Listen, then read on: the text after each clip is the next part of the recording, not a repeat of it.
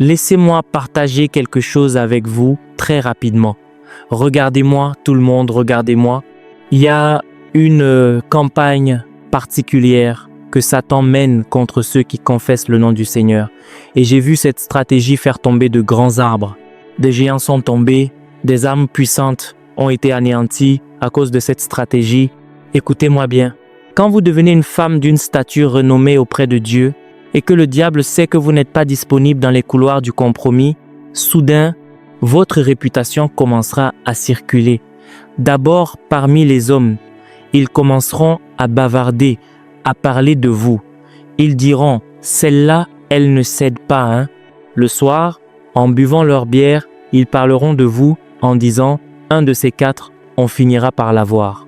Ils bavardent sur toute fille qui sort de la norme, puis le fornicateur et l'adultère voient le sexe comme un défi.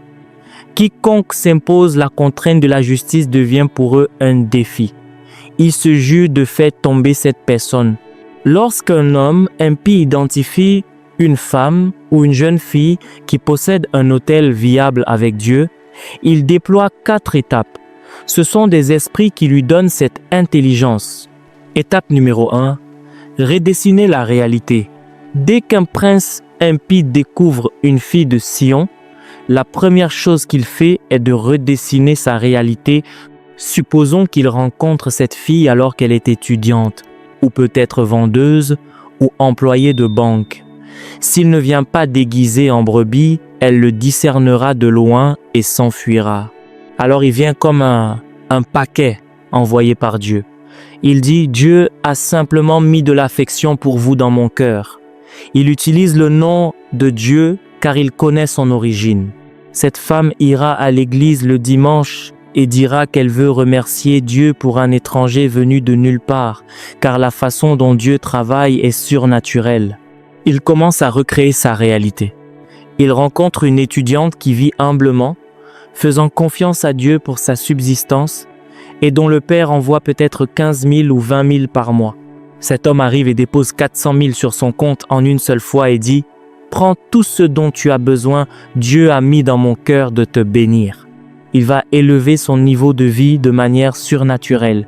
Soudain, cette demoiselle qui cuisinait ses propres repas ne cuisine plus. Tous ses repas viennent de restaurants de luxe. Ses amis commencent à l'acclamer. Elle commence à payer les factures des autres.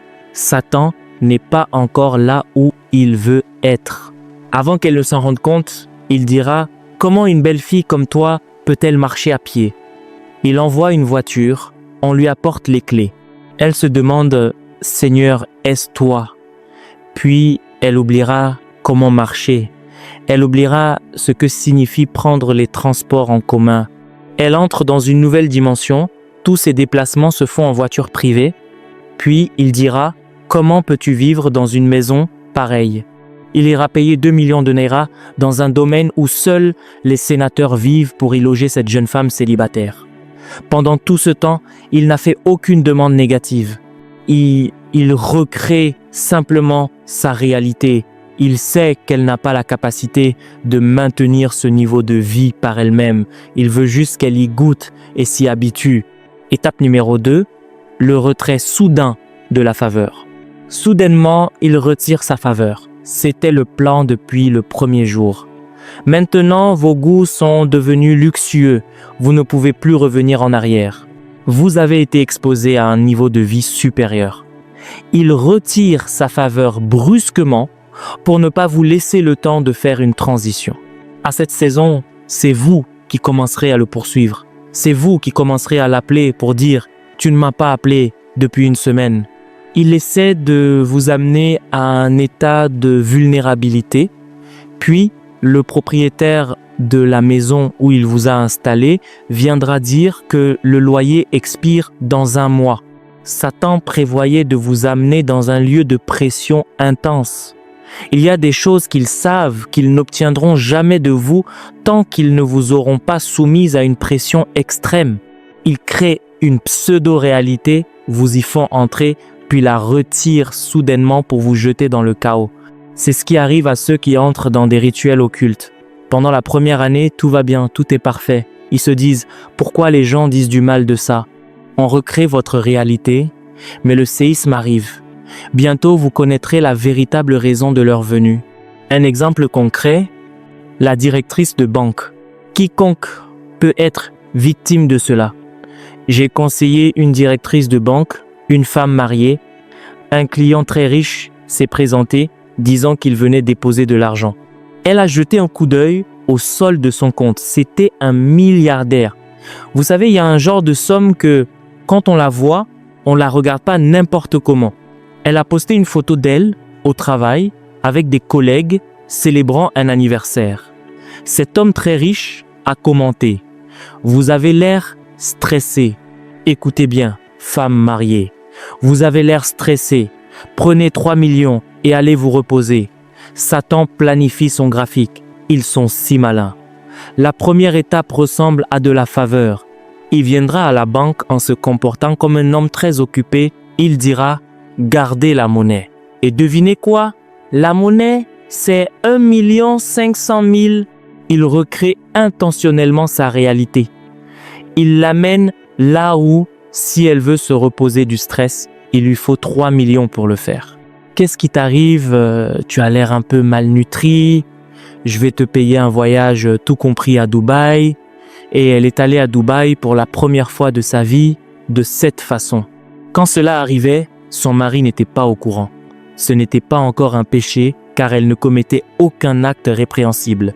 Mais les esprits qui sont à l'œuvre ont un plan. Un jour viendra où vous serez trop reconnaissante pour ne pas vous offrir à ces gens-là. Elle s'est tenue devant moi et a dit « Apôtre, pour abréger, il a fini par coucher avec elle lors de l'une de ses vacances. Il avait payé un voyage tout compris pour elle, il s'y était déjà rendu et a fait semblant que c'était une coïncidence s'il se trouvait là aussi.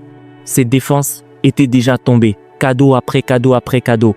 Il a couché avec elle là-bas et l'a infectée avec le VIH. Écoutez bien, parfois vous vous dites « mais elle a de l'argent, c'est une directrice de banque ».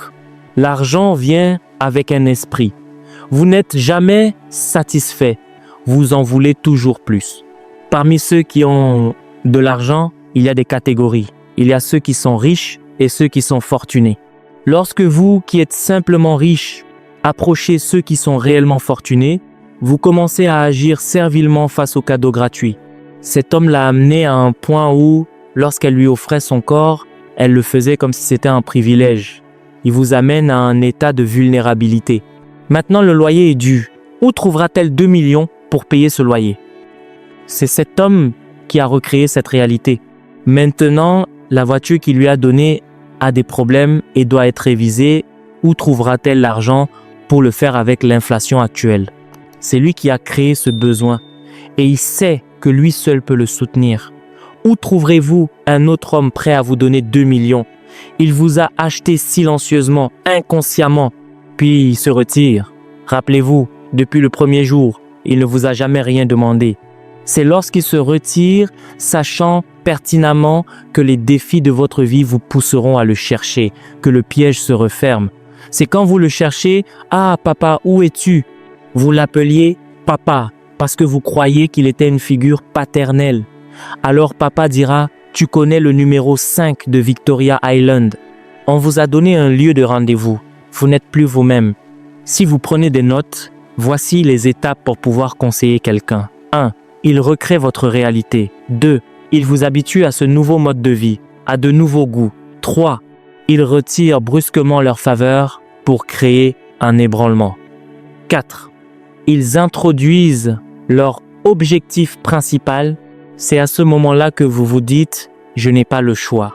Rappelez-vous que vous viviez une vie humble mais digne auparavant et que vos faibles revenus suffisaient à vos petites factures. Maintenant, ils ont placé la barre si haut que vous entrez dans un état où vous devez faire des compromis pour maintenir ce train de vie. Graduellement, ils amènent une fille de Sion sur le chemin de Babylone. C'est ainsi qu'ils gagnent les sœurs et les frères. Écoutez-moi, ce n'est pas n'importe quel cadeau qu'on accepte. Certains cadeaux sont des pièges. Ils veulent acheter votre âme. Ils veulent vous amener dans un lieu de vulnérabilité où vous êtes réellement désemparé. Ils ont créé cette vie de luxe, mais ils savent que vous ne pouvez pas la maintenir. Ils attendent le point de rupture. La piété Avec le contentement est un grand gain. Que chacun incline sa tête. Nous devons faire une prière d'abord. Saint-Esprit, délivre mon âme de cette convoitise, de cette corruption qui ravage les nations. Délivre mon âme de cette vanité qui commence à s'y glisser. Délivre mon âme de ceux qui achètent les âmes. Certains ici sont déjà sous pression. Satan a construit une telle pression en vous. Vous devez prier maintenant. Paix, sois tranquille. Trop d'anxiété. Votre tension artérielle commence à monter. Ils ont utilisé la vanité pour vous faire sentir comme un échec. Vous commanderez à votre âme, paix, sois tranquille. Prends tout de moi, Seigneur, tu es mon tout. Priez pour chasser cette pression, pour chasser ce désir impie. Priez en langue jusqu'à ce que cette pression se brise. Pour ceux d'entre nous qui ont manqué des opportunités par manque de préparation, pouvez-vous prier pour une nouvelle visitation? Saint-Esprit, ouvre à nouveau cette porte par ta miséricorde. Priez là où vous êtes. Saint-Esprit, tout ce que tu m'as révélé, donne-moi la grâce de marcher dans cette lumière. Alléluia. Si vous avez prié maintenant sur l'œuvre de vos mains, sur tout ce que vous entreprenez, sur tout ce que Dieu vous a confié, que la faveur de Dieu qui élève vienne sur vous maintenant au nom de Jésus-Christ. Qu'un problème que vous seul pouvez résoudre, qu'un besoin que vous seul pouvez combler, vous annonce au monde dans les 7 prochains jours. Que quiconque doit se souvenir de vous, de vos bonnes actions passées, de votre savoir-faire, puisse parler de vous au roi. Que vos pensées entrent dans leur cœur maintenant au nom de Jésus. Nous chassons la paresse de votre vie. Tout esprit de procrastination, nous le bannissons. Entre maintenant et les 7 prochains jours, que le Seigneur crée une intervention surnaturelle dans votre histoire au nom de Jésus-Christ, j'entends des portes s'ouvrir dans les 7 prochains jours. Que les portes auxquelles vous frappez s'ouvrent au nom de Jésus-Christ. Allez-y, remerciez le Seigneur pour ce qu'il a fait. Célébrez Jésus pour cette nouvelle saison, ces nouveaux sommets et ces nouvelles réalités.